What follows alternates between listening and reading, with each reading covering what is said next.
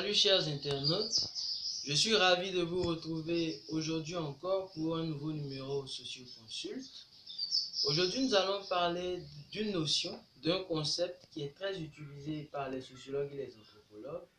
C'est le concept de culture. On se demande qu'est-ce que c'est que la culture.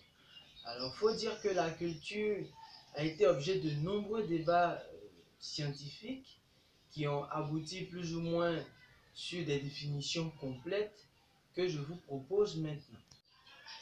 La première définition que je vous propose, c'est celle de l'anthropologue britannique Edward Taylor. Il dit: la culture est un ensemble complexe incluant les savoirs, le droit, l'art et toute disposition et usage acquis par l'homme vivant en société.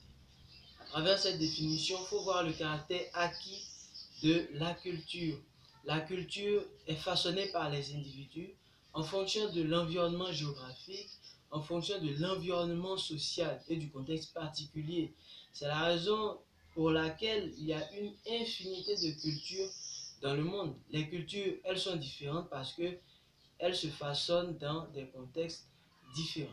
La deuxième définition que je vous propose, c'est celle de Jacques Maquet. Je ne la connais pas par cœur, donc je vous la propose. La culture est un ensemble complexe d'objets matériels, de comportements, d'idées acquis dans une mesure variable par chacun des membres dans une société déterminée.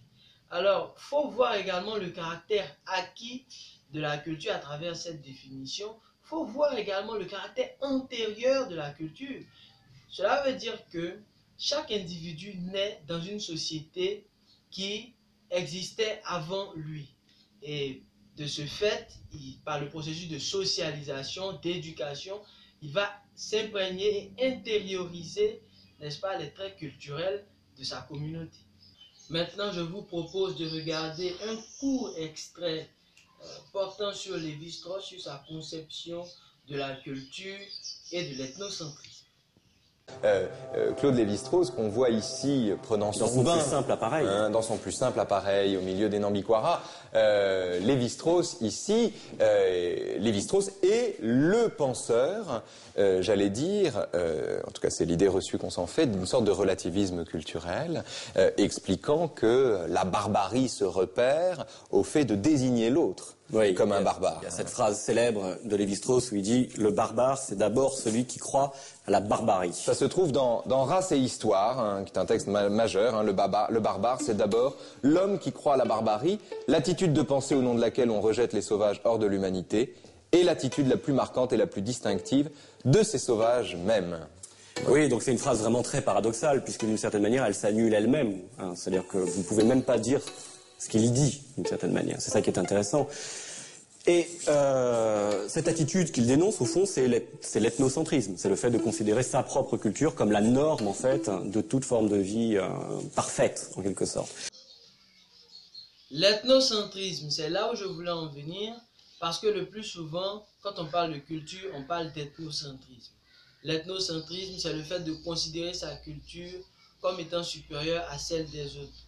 Et un peu plus tôt dans la vidéo, je l'ai dit, la culture, elle se façonne en fonction d'un certain nombre de conditions. Donc il est clair qu'on ne peut pas tous avoir la même culture. Cela ne justifie pas également que notre culture est supérieure à celle des autres. Je précise aussi que cette vidéo, elle annonce une vidéo qui est prévue dont le titre est « Culture et politique ». On verra comment notre conception, notre idéalisation de la culture peut avoir un impact négatif sur la vie politique. Je vous remercie d'avoir suivi cette vidéo. On se retrouve très prochainement pour un nouveau numéro.